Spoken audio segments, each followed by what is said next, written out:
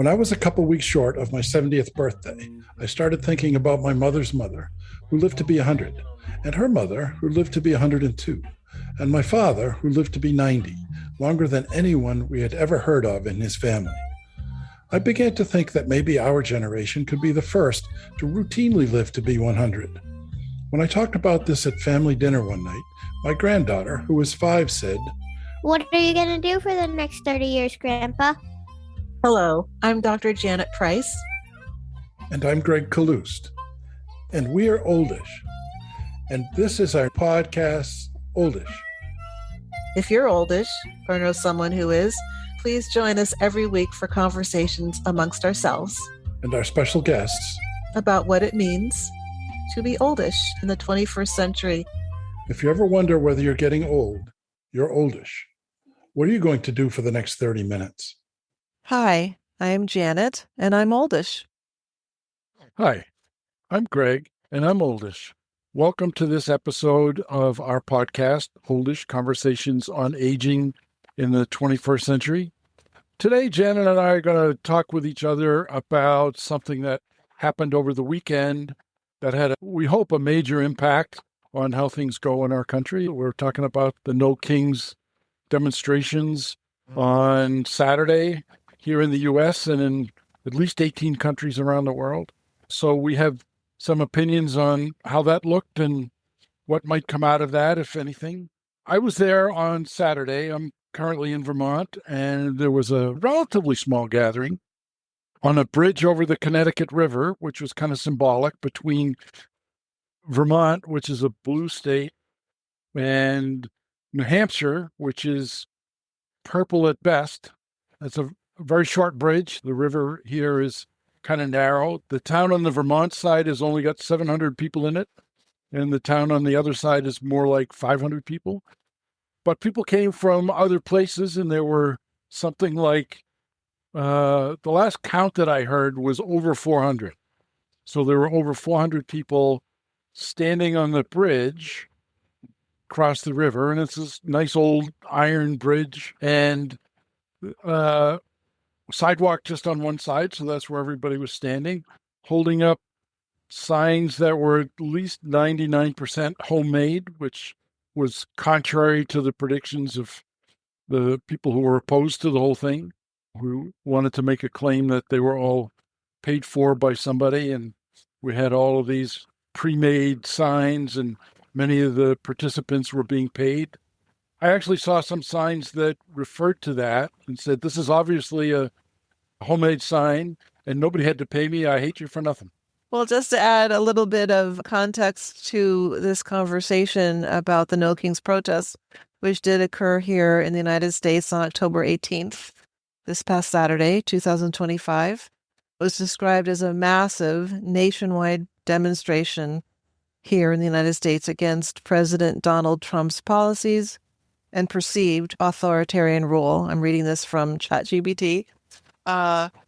Drawing an estimated 7 million participants around the country, which is about 2% of the United States population, making it potentially the largest single-day protest in American history.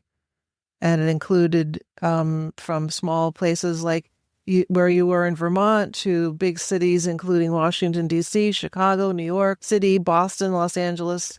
So it was a major event. Yeah.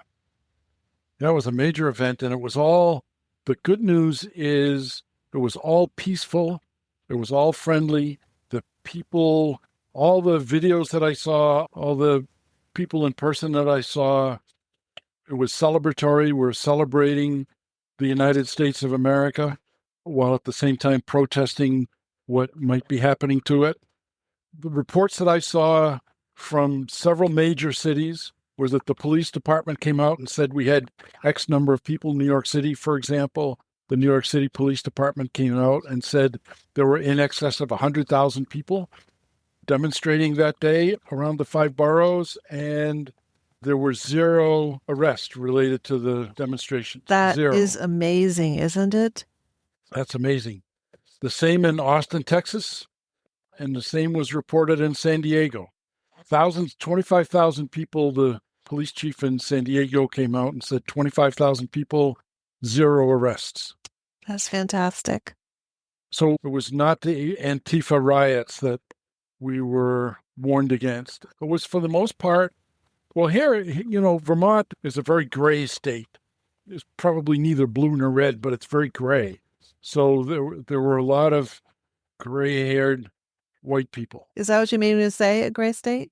You're talking about age? Yeah, it was age, yeah. Yes. So there were a lot of oldish white people. It's not a very diverse town. It's only 700 people in it, and it's not very diverse at all. But there were a whole lot of people who were out celebrating our country and what it means to them, and mostly very polite signs. One of the things that cheered me up a lot was lots of American flags. Because one thing that happened in the early part of the 21st century is that the American flag was kind of co-opted as a symbol of real patriotism by people on the right. And there were lots of people waving American flags, celebrating that America is the America of all of us. Yes. And that was really good. And it's such an important message, especially right now, because it seems like the government is moving the country away from the democratic roots that we have. And so for the protesters to be saying by waving their flags, we're all in this together. We all love our country. We all want the best for our country, but this direction is not the best for our country. In addition to that, just one last thing on the flag thing, is that it was all regular American flags.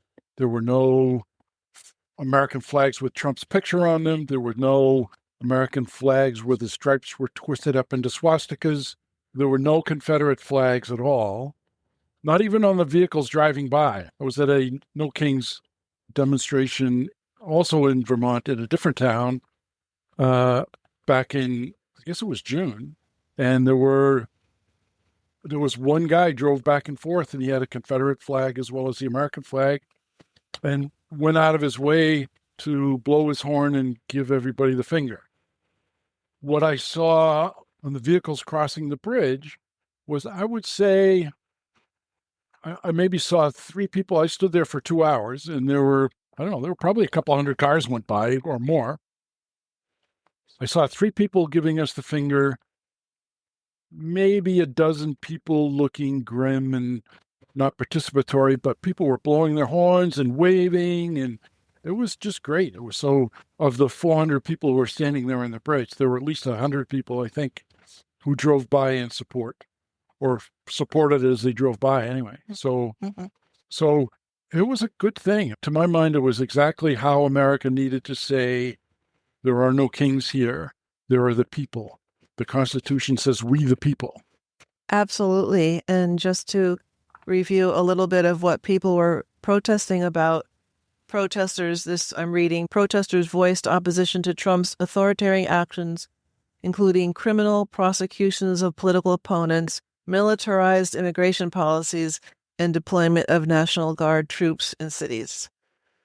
So they connected the movement to defending democratic values and resisting dictatorship. Yes. Yeah, that's clearly all the people that I saw, that's what we were doing. And there was a fair amount. I don't think immigration is not a huge deal in Vermont in terms of our cities being overrun, because there aren't any cities. But people do talk about it, and immigration is an issue. And it may well be that you can make a pretty good case that you can make a pretty good case that it'd be a good idea to apprehend actual criminals. But people were protesting about, we've seen on videos and on television of masked vigilantes dragging people out of cars, dragging mothers out of cars and leaving their children in the car and driving off with the mother, the kidnappers. Yeah, and leaving the kids there and with no one. I saw several signs opposing kidnapping immigrants, or anybody else for that matter. So many of the policies that we've been seeing were being protested. The apparent fascism or the similarities between how this current administration is operating between them and fascists.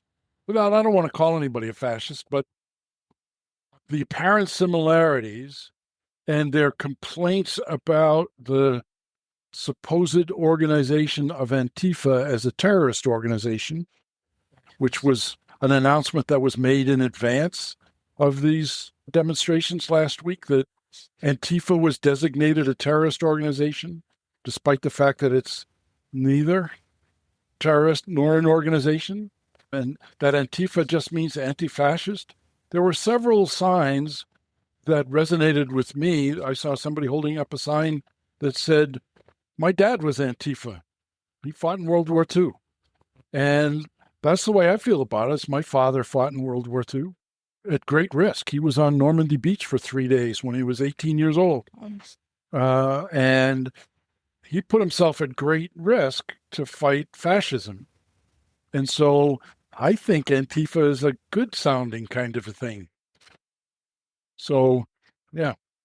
So, and I live right outside of Boston, Massachusetts. And so here, as people probably know, a lot of those scary techniques and tactics have been used here, continue to be used, whether it's, picking up a student off of the Harvard campus and putting them in a truck or a van and taking them away.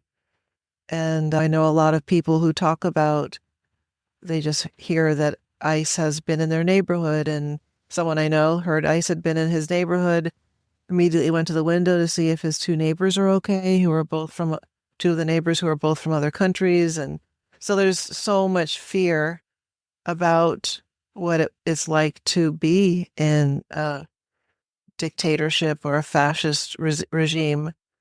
And it's really exciting to see so many people coming out and saying, that's not who we want to be in this country. That's not who we are. I also was encouraged that so many cities and other countries also had protests on Saturday, and those included London, Paris, Berlin, Madrid. So we have a lot of people that are allies for what we're trying to keep alive in our country, democracy. Yeah. Yeah, I agree with that feeling. And I know that over the last couple of centuries, many people around the world have seen the United States of America as a beacon of freedom. And keeping that dream alive is an important thing. Now, one of the things that I've been wrestling with is the terms. And I've been on purpose saying demonstration rather than protest, because I feel like what happened on Saturday was a demonstration of our love for the American potential and for the dream of democracy. So it was a demonstration of solidarity in our love of that dream, however it might play out, as opposed to a protest against specific policies or a specific person. I don't feel like it was a protest against Trump or the Trump administration as much as it was a demonstration of solidarity, that if you think you're going to just walk in here and break our country, you got another thing coming, because we are standing, millions of us all across the country and all across the world. There are millions of us standing up saying, no, you don't. We love this country. You can't wreck it. Well, and I wonder if it could be both, considered a demonstration and a protest, because what you said, absolutely true. And then many people standing up because of specific issues that our president has, his administration has handled in ways that are not democratic and not reflecting what the majority of the people in this country want. So I wonder if it could be both. I think that's a good point. I think it is both, and it should be called both, but we shouldn't leave out the demonstration part, because all the news reports I've seen are protest. And it's easy to oppose a protest, but it's not so easy to oppose a demonstration. Waves of people, and this tide of people rising up, and the incoming tide is the way that I was picturing it, was this incoming tide And people can stand in opposition to that if they want, but it's like King Canute commanding the tide to stay still and putting his throne.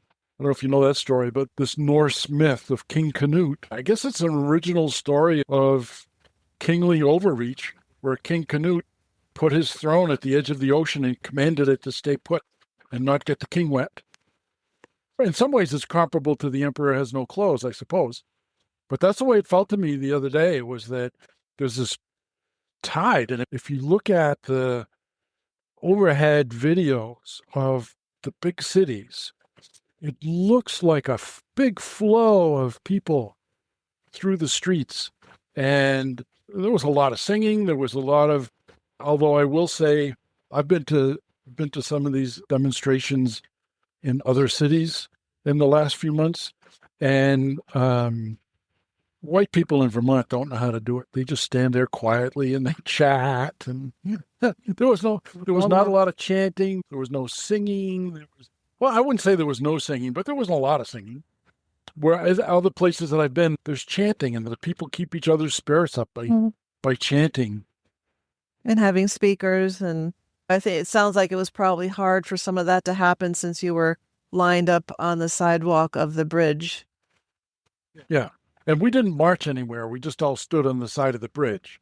So there was no march with a terminal speech, as commonly happens. But I've been very, I don't think, certainly distressed, if not depressed, about all of this for months, and not seeing any way out and feeling like we're doomed. And I feel a whole heck of a lot better since feeling these millions of people standing with me. Mm-hmm. Yes. Yeah, just feels a lot better. And to see that in many communities, the police coming to stand between the demonstrators and those who would want to hurt the demonstrators, and the police saying, no, you don't. You're not doing that here. It gives me a lot of hope. And I hesitate to say this a little bit, but I said it to my son-in-law this morning. It felt to me like there were millions and millions of people standing up.